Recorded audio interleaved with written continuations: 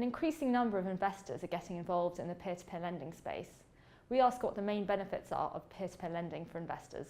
For investors, I think the main benefits of P2P lending are really that ability to get more yield than is usually available to ordinary retail investors out there. And particularly I think the innovative finance ISA is quite exciting as well, in order to be able to do that within a tax efficient wrapper. That's really exciting.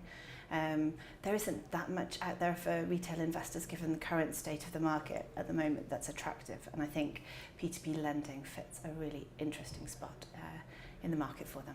Obviously the main pros, the main benefits are that you get a higher interest rate, that you have an easier time dealing with the place where you're putting your money, that you are participating in the gig economy and you're participating in the digital world and you're with it and you're down with the kids and everything new, and it's all very exciting, and that you get to do things online that affect you directly.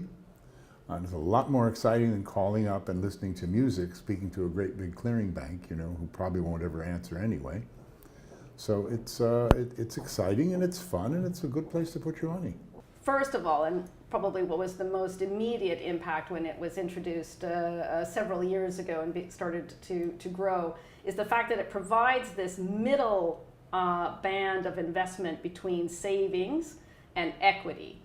Debt is a lower risk profile when it's priced correctly than equity. So I think before, individual investors had to either choose a very, very safe savings product that was earning a very low interest rate, and that's appropriate for investors' portfolios, together with higher risk, higher gains that you would be looking for from an equity portfolio. And so now we get that thing in the middle that is, safer than savings, less risky than equity, and so an investor can have a nice balanced portfolio across all the three pillars.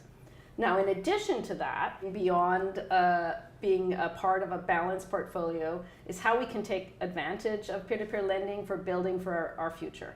If you look at the self-invested pension plans, we start to see more inclusion of peer-to-peer lending in SIPs. And I think it will be important, given how woefully underinvested the UK population is in their retirement, to help continue to develop this in the future. When you think about the benefits of peer-to-peer lending, I guess you think about what your alternatives are, what would you be doing with your money, and a lot of the early adopters are seeing it as a place to earn a better return than they would do in savings. Now, that's not comparing lending to saving, of course your money is at risk, but really after a very long period of time of low interest rates, where we're in this delta now where we've got bank rates at 0.5%, we've got inflation at 3%, and that frustration, that dissatisfaction with the saving returns has, I think, triggered a lot of the search for yield.